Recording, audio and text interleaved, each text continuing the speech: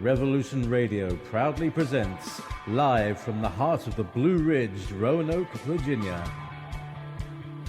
It's the Just Bernard Show with host Bernard Alvarez. Join Bernard as he shares topics that reveal the real matrix and empower your human experience, including world liberty, the esoteric, suppressed technologies, spiritual ascension, and human consciousness.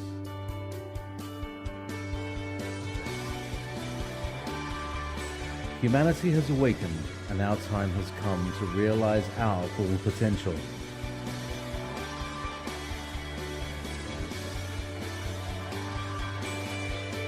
And now, live from the Star City,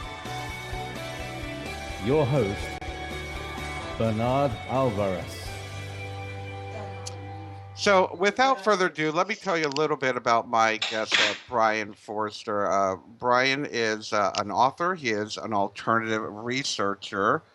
He has become an authority on the megalithic works of South America and the perplexing ancient elongated headed people of the area. He's dividing his time between Paracas and Cusco. Brien has been on 9 episodes of Ancient Aliens, numerous radio interviews, and just recently came back from a tour of Egypt with our friends Patricia Awan and the crew over there. Anyway, so welcome back. Joining us live from Peru is Brien Foerster. Welcome back to the show, Brien. How are you today? Fine, thank you, Bernard. It's always a pleasure to chat with you. And always a pleasure to chat with you as well. So you've been back for a few days now, and tell us a little bit about your tour over there in Egypt. Well, it was my 4th annual trip. We went also with Stephen Mailer, the author, and 25 guests. And we went to all of the major sites, of course, the Sphinx and Giza Plateau, but also went as far south as Aswan, near the border with Sudan. And we made some pretty significant discoveries on this trip, which are literally earth-shattering. Yes, literally from what I've been hearing. I'm guessing some of this information is going to be in your new book as well. You've written a book about the ancient cataclysm coming out next month, I believe. Actually, I'm finishing it probably half an hour after I stopped chatting with you. Oh, okay. Great. Well, we're glad to be a part of history. I'm guessing you're going to be adding some of the information that you got over in Egypt. Yeah, it was actually quite amazing because I've been thinking about the ancient cataclysm and writing a book about it. And I finally started about 6 months ago. And I guess it's because my mind was focused on looking for evidence of this event that we stumbled upon quite a lot of really good evidence in Egypt this time.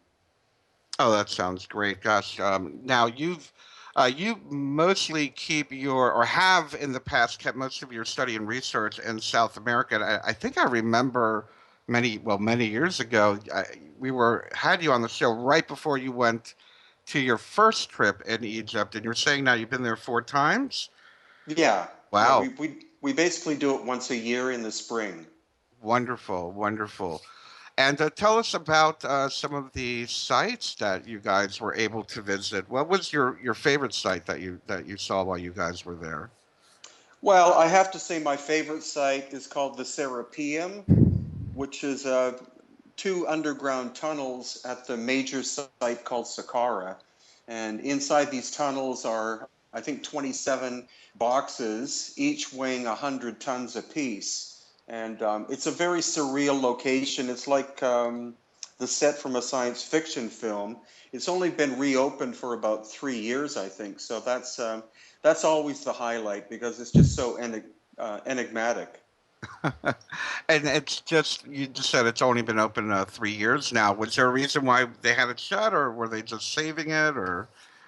Yeah, it was rediscovered in the 19th century, and because it's an underground structure, there have been concerns that parts of the ceiling might fall down on top of people's heads.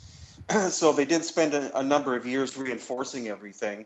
And I believe it was September of 2012 that they opened it up to the public. And because tourism is so low in Egypt now, we have the entire site to ourselves.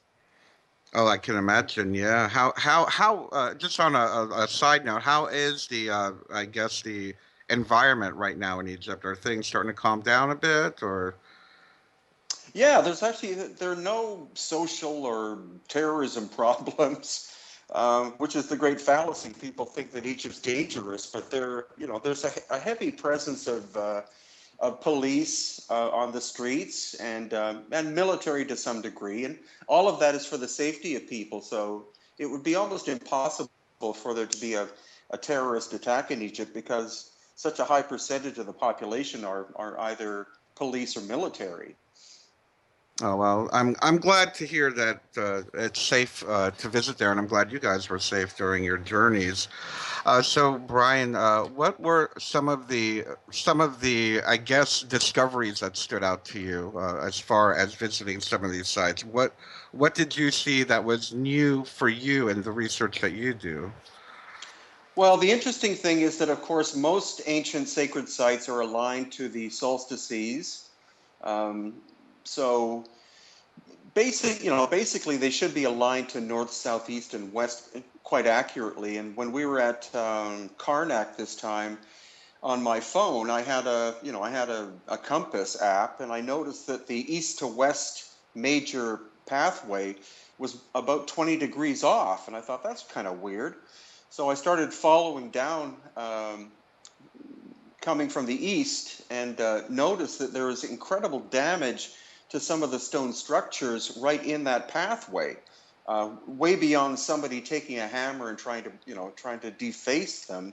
The stone literally looked like it had been cooked or fried by intense heat. And so I was lucky to have our geologist Susan with us. And as we started to look at the damage, we noticed that the crystal structure inside the stone was greater than the outside. And she admitted that that could have been the result of a very rapid, almost instantaneous blast of heat. And the only thing we could think that could have caused that would have been Dr. Robert Schoch's theory of plasma being ejected from the sun and striking the planet about 12,000 years ago. Oh my gosh. And now, historically speaking, how much of this has been brought to the surface or brought out in the public? Any research in reference to this quote unquote cataclysm that may have happened 12,000 years ago? Well, there are 12 major investigations. One was done by a pair called Allen and Dallaire that thought it was a comet that struck the planet, or comet fragments 12,000 years ago. And then there's Barbara Hand Clow, who, based on her Cherokee grandfather's oral tradition, as well as the study of Allen Dallaire, figured out that this cataclysm was 12,000 years ago. Also, physicist Paul Laviolette believes it was an ejection of energy from galactic center, and he found evidence of that in ice cores, both in the south and north poles, dating the cataclysm at 12,000 years ago. And finally, Dr. Robert Schoch's theory about plasma ejection from the sun happening once again 12,000 years ago, which basically was the end of the last ice age. Yeah. And it seems, I guess, it's fair to say that much of our modern history is based from 12,000 years forward. Is that fair to say? Well, most conventional history states that civilization started about 6,000 years ago. Hmm. So, you're talking Samaria, parts of the Indus Valley, etc. Um, and before that, everyone was supposed to be basically primitive hunter-gatherers. So what this is indicating is that there once were high civilizations that were decimated 12,000 years ago, and then it took another 6,000 years for the resurrection of civilization. So is that what you feel? Do you feel that we did have, I guess the term you're using is a high society prior to this cataclysm that just hasn't been discovered or is being rediscovered now? Basically, yeah. And if you look at the timeline of Plato's Atlantis, again, that was basically almost 12,000 years ago. So I think, quote unquote, Atlantean civilizations did exist prior to the Cataclysm and were decimated. Something like a plasma strike would be so intense as regards heat that it would literally incinerate any living thing in the area. So that could have been another reason why Egypt was not basically repopulated until perhaps, or at least parts of Egypt were not repopulated until about 5 to 6,000 years ago. Yeah. And with that being said, the idea of there being a quote unquote high society prior to this cataclysm, they obviously had technology far greater than what we're being told today. I just watched your video of the obelisk that you guys were looking at, and the idea of using stone hammers to build these things. Is it your conclusion, or have you come to the conclusion that there was an unknown or undiscovered technology that we're just now realizing? Definitely, and there is ample evidence, especially in Egypt, of massive saws, high-speed penetrating drills, and other forms of technology that had to have existed because the dynastic Egyptians were basically a Bronze Age culture, and bronze cannot cut or even penetrate hard stone like granite or basalt. It's simply impossible. Yeah. And of course we have the age old question of how the pyramids were built, and that could be a show unto itself. What are your thoughts of that? I know it's a cliche question, but how do you feel perhaps things might have been hoisted to such heights? Well, for those that don't know, the Great Pyramid by itself is comprised of 2.3 million blocks of stone, each one weighing at least 2 tons, or at least on average at least 2 tons. And so it's calculated that in order to build the Great Pyramid by itself over the course of 20 years, which is the general consensus, that one of those blocks would have to have been cut, moved, shaped, and put into place every 2 minutes, and that would be impossible Yeah. today. So how could it have been done by Bronze Age culture, no matter how many people were working on it? 2,500 BC. Yes, exactly. And the idea, I love these images that they show the people rolling them on logs or whatnot, dragging them from the quarry. Yeah. And I can't imagine, like you said, it would have to be, what is it, every 2 minutes, you said? That's one of the estimates, or at least that have to cut, move, shape, and put into place one every. Even if you said 5 minutes, that's still impossible. So Exactly. obviously there were other means to create it, and most engineers say we could construct the Great Pyramid today, but the amount of resources, the number of cranes, the number of motorized tools you would need, electricity, of course, Yeah. or petroleum or something, it would be incredibly complicated and astonishingly expensive. Exactly, exactly. Now, Brian, I know you went to many different sites around Egypt. Can you tell us a little bit of perhaps other findings that you saw that perhaps added to this hypothesis of this ancient cataclysm hitting that area? Well, the great thing is that after we visited Karnak, we went to the area of the Ramesseum, which many people may not have heard of, but they may have heard of the Colossi of Memnon, and those are two giant statues of seated figures that show heavy damage. Each one of the figures, each one's made out of one piece of stone that was quartzite that had to be brought from Cairo, which is something like 400 kilometers or 250 miles away, each one weighs 720 tons. My And gosh. so, and so we don't have a crane, or I don't even think that the machine that moved the space shuttle around Cape Canaveral could handle that kind of weight. Yeah. I'm not sure if I'm correct on that, but there's no way a bunch of people were dragging these things across the sand on palm tree trunks or something like that. Exactly.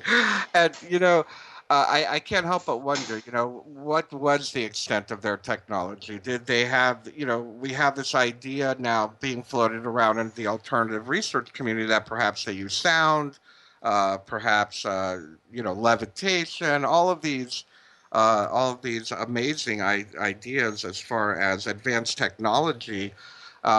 Is it fair to say that perhaps, without moving into the, of course, the ancient aliens helping, but is it fair to say that perhaps humanity had evolved to a place where our technology was so much more advanced than where we are today?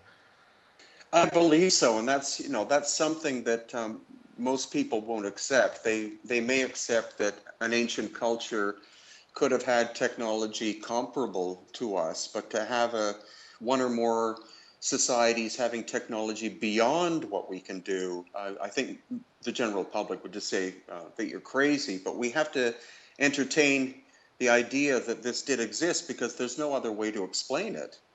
Exactly, exactly. And to complicate this a little bit further, and the idea that we have so many pyramids around the world, and perhaps, moving into uh, Latin America, or and now I think recently they're saying that we have pyramids in Antarctica, to have such similar architecture and such similar megaliths, that says something that this was perhaps on a global scale that we had this type of technology or civilization.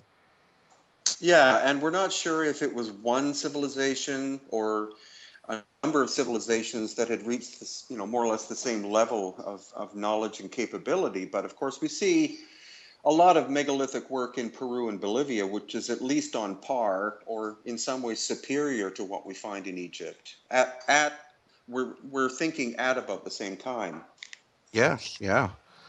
And so, Brian, as far as your new book that you're hopefully going to be finishing up today, can you tell us a little bit about what motivated you to write this book, and perhaps give us a brief synopsis of what we are looking forward to finding in there?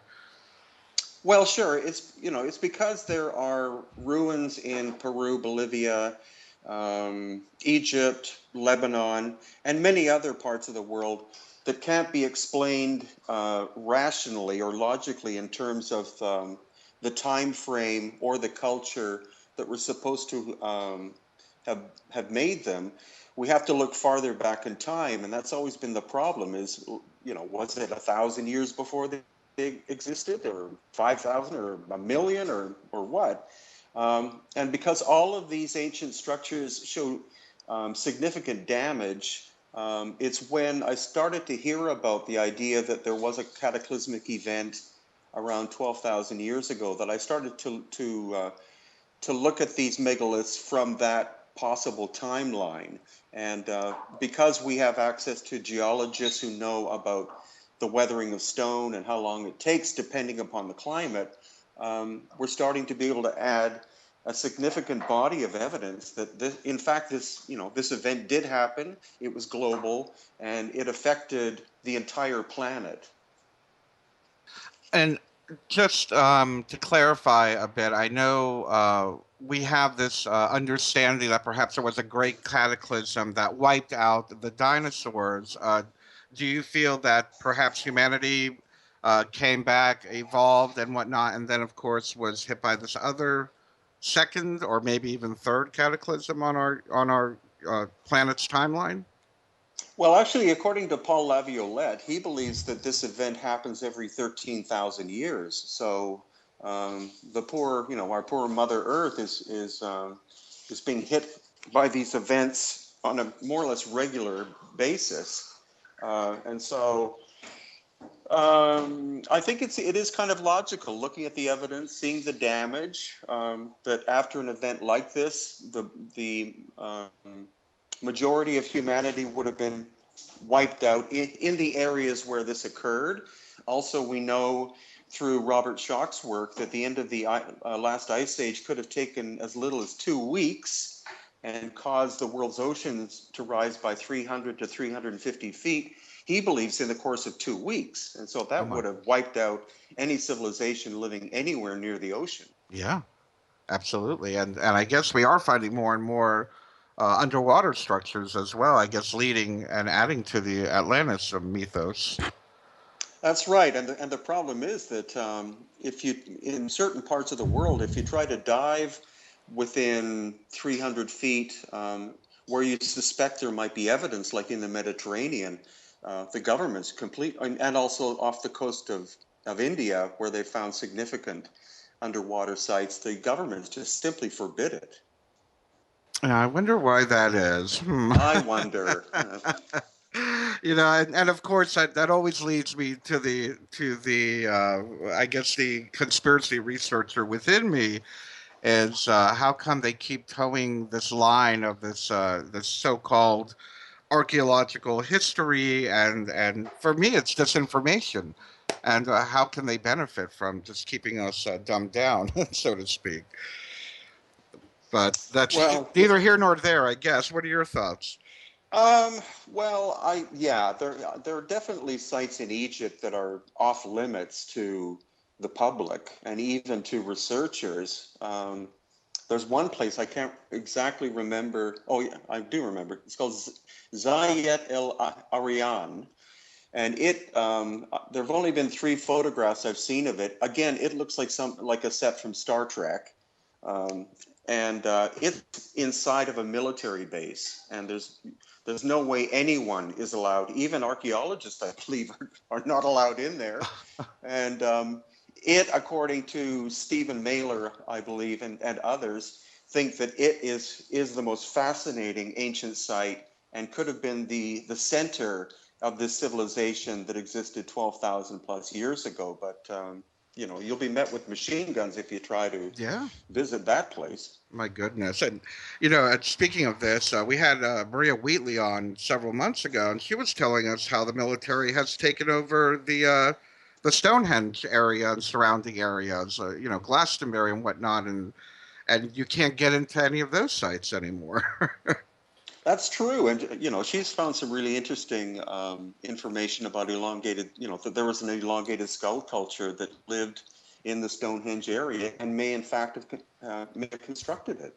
Yeah. And I find that very fascinating, especially in relation to the work that you've been doing. So we've only got a couple minutes left before the break here. And just some thoughts as we move out of the topic of ancient Egypt, and when we come back, hopefully we can get into some of your research with the skulls. What were your biggest thoughts upon over the course of your tour? What hit you the most, and what are you taking with you as you move forward in your research? Well, again, it was the evidence of this cataclysmic event that we found. There was also, there used to be a statue made of granite in Egypt that weighed 1,000 tons, and it's all busted up into pieces now. But I found evidence of scorching of the stone on one surface, and so that's further evidence that this cataclysm did occur. And I'm looking forward to going back in March of 2017 and focusing on trying to find more evidence of this ancient cataclysm. Wow. Well, I hope you find more evidence, and you can share some of these findings with the world, and let's finally get some truth out there as far as human history, or more truth about human history. So, Brien, where can people find more information about the work that you're doing? What's your main website that you like to share? The main website is www.hiddenincatours.com. hiddenincatours.com. I'm going to go ahead and make sure I put that into the chat. And again, I just want to remind everybody that we're coming up on the break, but when we return, we are going to continue our discussion with Brien Foerster, and hopefully we'll get into the DNA research that he's been doing with the elongated skulls. As well, please remember to check out my new website at bernardalvarez.com. You'll find all kinds of great goodies, everything from archives of this show, as well as blogs and other free classes that will enhance, empower, and expand your consciousness, hopefully. Um, and again, you are listening to the Just Bernard Show here on Revolution Radio at freedomslips.com. We are a listener-supported radio station, so if you can, please make sure to support the station by making a donation at freedomslips.com. And now, back to your host, Bernard Alvarez.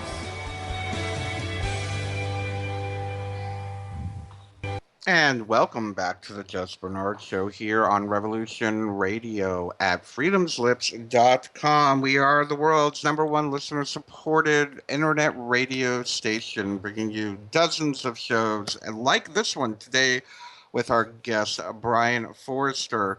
Welcome back to the show, Brien, and thank you for sticking around for the hour today. Always my pleasure. Oh, thank you.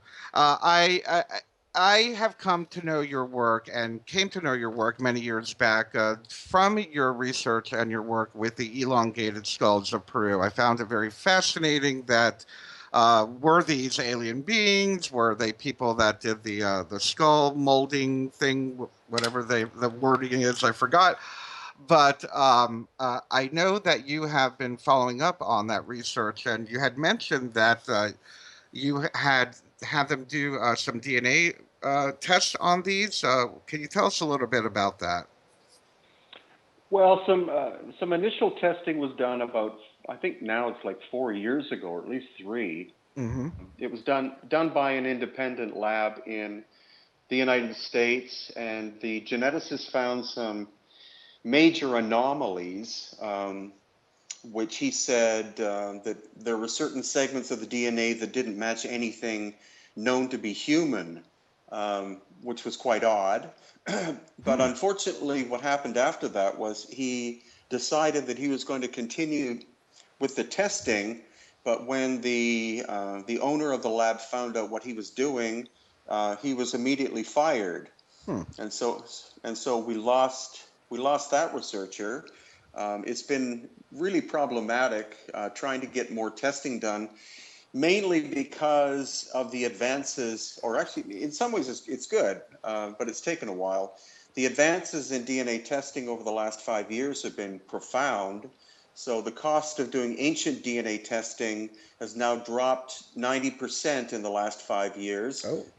The technology has become profoundly powerful, but there are only 10 laboratories in the world that can now properly do ancient DNA testing, and we're fortunate in that we now have 3 of them that are working with us. Oh, that's wonderful! Great. And so, has anything new come about as far as this testing? Well, the actual testing is being done literally right now. Oh, great.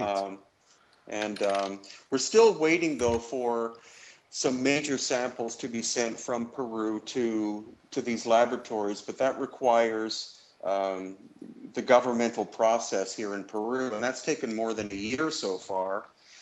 We're hoping it'll be next month, but I can say that results have come back from 2 different individuals. One lived about 1,000 years ago, and another lived 1,950 years ago. The results indicate that whoever these people were, they did not cross the Bering Land Bridge, or at least part of their ancestry is not what we call Native American, or at least standard Native American. Right. Meaning that they were not a part of the migration across the Bering Straits? That's right. I was going to say that just makes up most of our belief in pre-Columbian history, right? Well, it does, and it also, it's kind of silly that there would only be one migration route. Some of these people would have been intelligent enough to be able to build a boat with a sail, Right.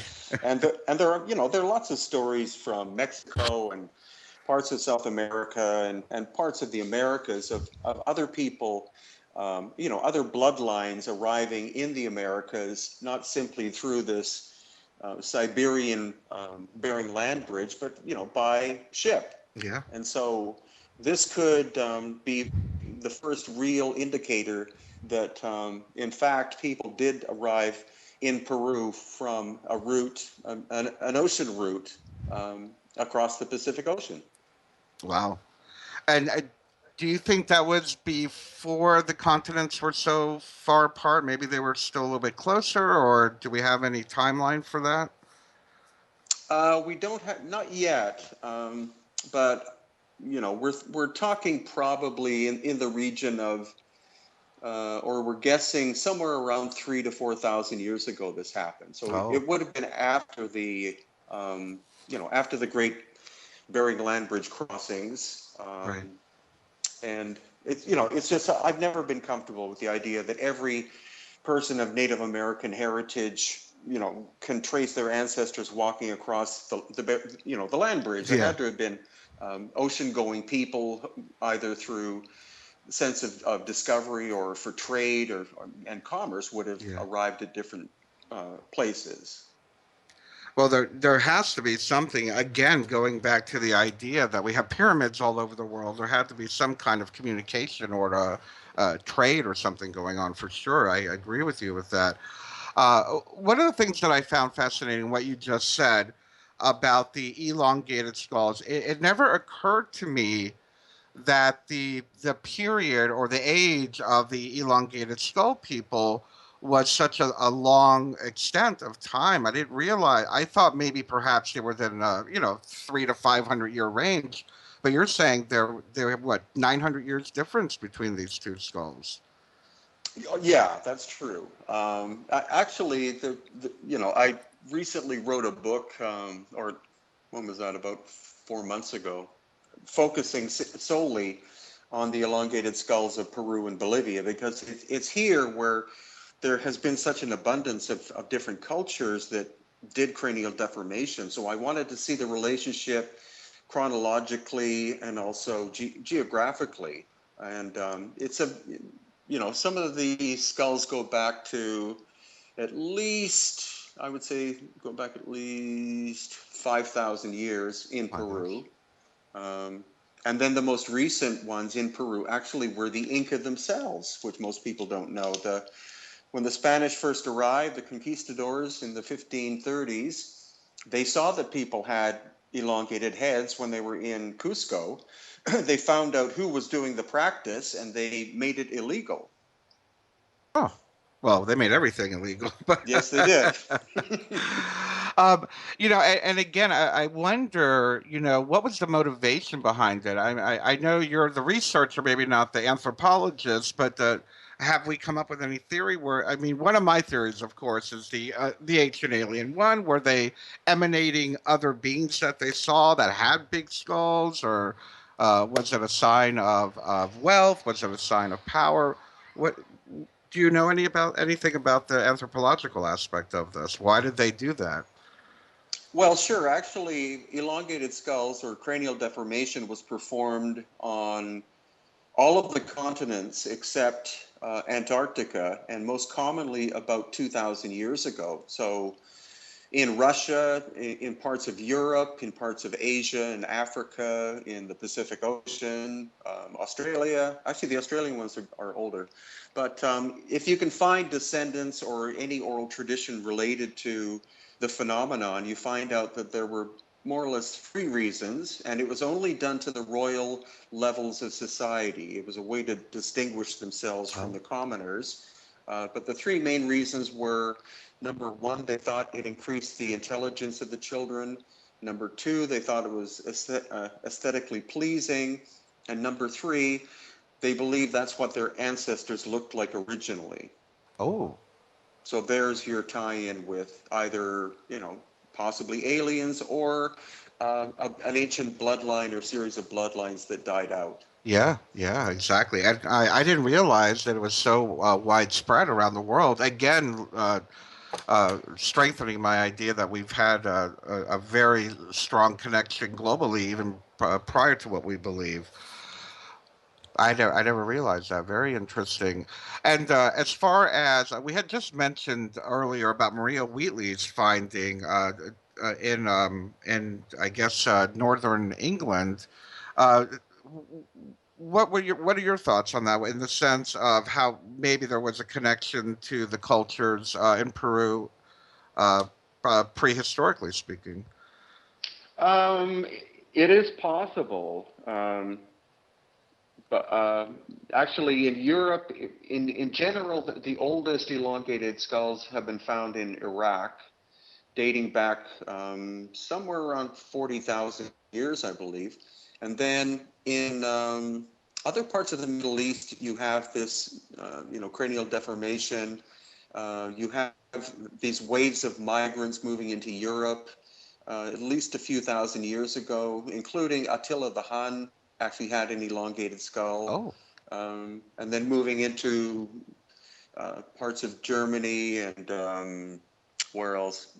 Germany, France. And again, Maria's found them in England. They always seem to be a royal bloodline.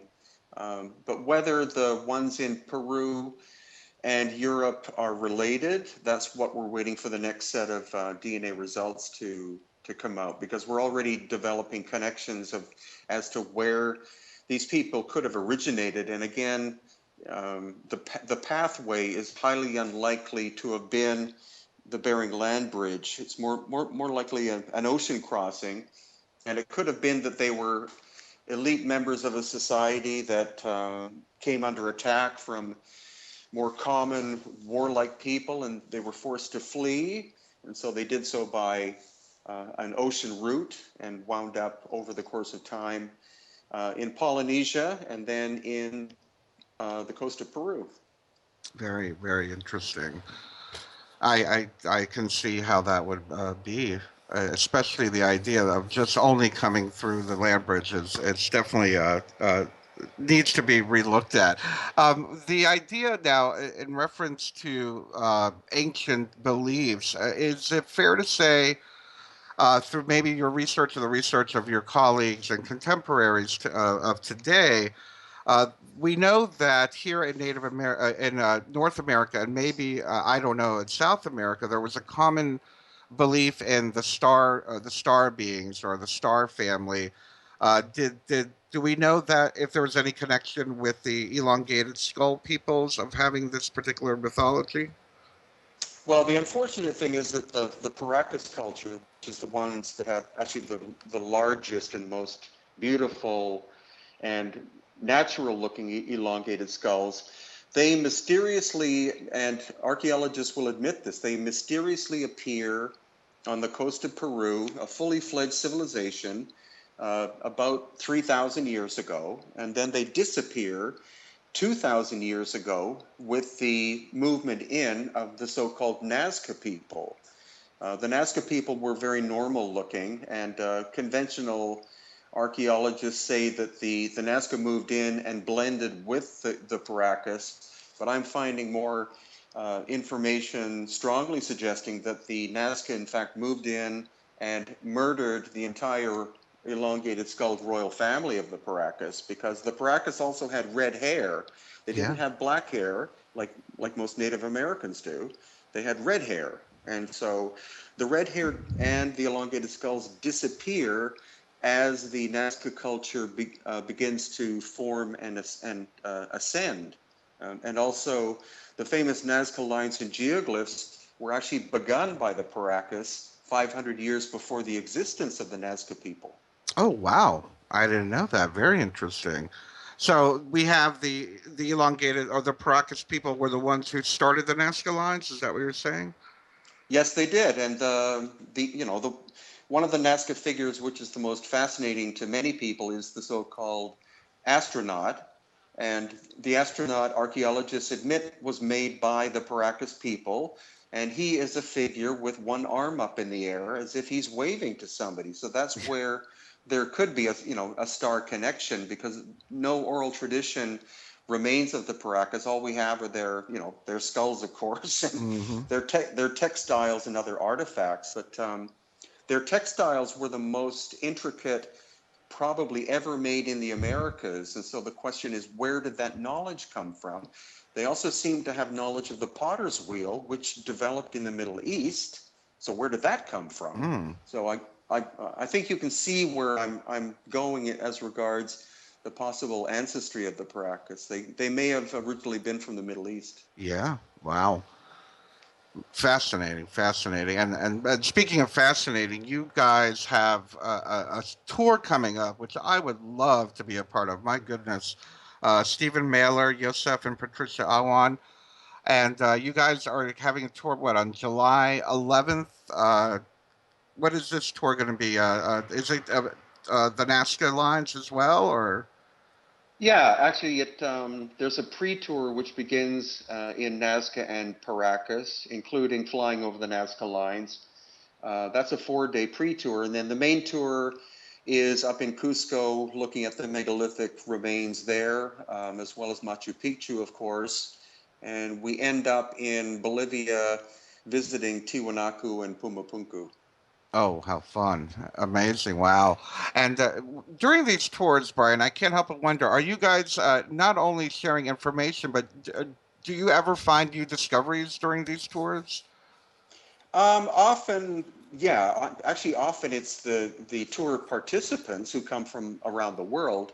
They'll find things when we're on site or location that I've never seen before, just because their perspective is different.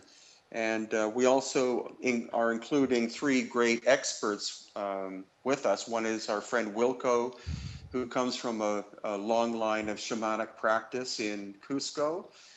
Then we also have Dr. Teo Paredes, who is an absolutely brilliant anthropologist, born and raised in Cusco. And as well, we have Antonio Portugal, who's been studying Pumapunku and Tiwanaku for about 40 years, including doing ground penetrating radar, where he's found chambers underground that the archaeologists have not dug up yet. We're Oh, always we're always looking for more, because if I don't find new stuff, I'm afraid I'll start getting bored, and that's yeah. not fair. So I always pray to the sites and the ancestors to let me find new things, so that I can share that with the world. Yes, yes. Keep your interest peaked. Yeah. And, and speaking of which, I find that very fascinating. The underground, what are you saying? Like, were they like temples or rooms, or what are they? Just from what the sound can tell us, what do we think they are? The chambers. They're, they're large chambers. Whether they have anything in them or not, we don't know. But he's found them in 3 different locations at Tiwanaku and Pumapunku, and is appealing to the vice president of Bolivia to have a study done to be able to actually map them in detail, and then do excavations to find out what is in these chambers. Yeah. Now, and going back to the beginning of our conversation, the idea of advanced technology. Do you feel that perhaps the Mesoamerican or pre-Columbians might have had this advanced technology as well with their amazing structures? Well, definitely. In some cases, whatever the technology was, it was even more sophisticated than what we find in Egypt, because in Egypt we find lots of ancient power tool marks, like evidence of saws that were 20 feet in diameter, drills that can penetrate stone 500 times more efficiently than we can do today. And in Peru, especially the polygonal stonework, there are no tool marks whatsoever, so we don't know what kind of technology was used to shape them, because we see, when we go to sites that are obviously ancient time period, from 1000 AD to 1500, we see the evidence of the tool marks, because you see where the stone has been broken or bruised or sanded. but it's the older megalithic that is so heavily worn that there are no tool marks whatsoever. That's really incredible. My gosh. So they obviously had some, well, I don't know if you want to call it a laser or whatnot, but something that did such a clear cut that is definitely unknown to those of us today, I would think. Yeah, it's actually the kind of technology we talk about or are looking at is not present in the 21st century. It's theoretical. It's being able to manipulate matter using sound or other kinds of acoustics or vibrations. Yeah, exactly, and that's what I've been hearing a lot lately. That we're thinking about. It sounds like we're exploring the idea of using sound as something to create or form or cut or to move these things, which is far more advanced than what we're able to do in today's world. And with that, I'm looking at this picture of Machu Picchu, and I just can't help but wonder and throw this out there to you, Brien. How were they able to build such an amazing structure from it's such a difficult area? What are your It is. thoughts on how it was created? Well, I think the standard story is that it was built over the course of 30 years by either 3,000 or 30,000 workers. But as you said, it's in such a remote area. How would they feed that many people, and where would they be housed?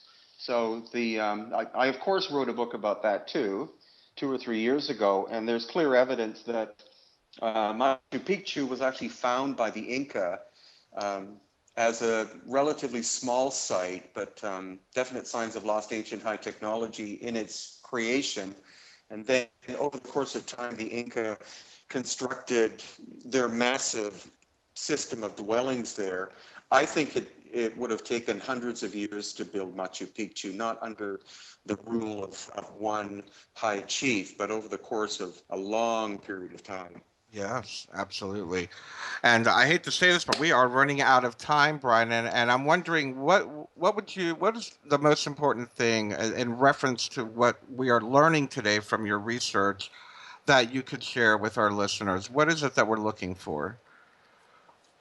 Well, I think, the childhood fascination of many for Atlantis is not something that can be dismissed anymore. I don't think it was a continent in the Atlantic Ocean that sank. I think as the result of the world's oceans rising by 350 feet in the course of 2 weeks, that would have buried advanced civilizations. And because we're seeing so much evidence in Egypt and Lebanon and Peru and Bolivia and other places that there were advanced civilizations existing 12,000 plus years ago. I believe it means for us as a human family that our collective history, which I like to call it, is far more complex and beautiful and intriguing than what we were ever taught in school. Yeah, wonderful. And with that, thank you so much for joining us today, Brien. It's always a pleasure. And everybody listening, we will see you next week. We have Garnet Schulhauser joining us here. Thank you again, Brien. And we love everybody. We'll see you next week.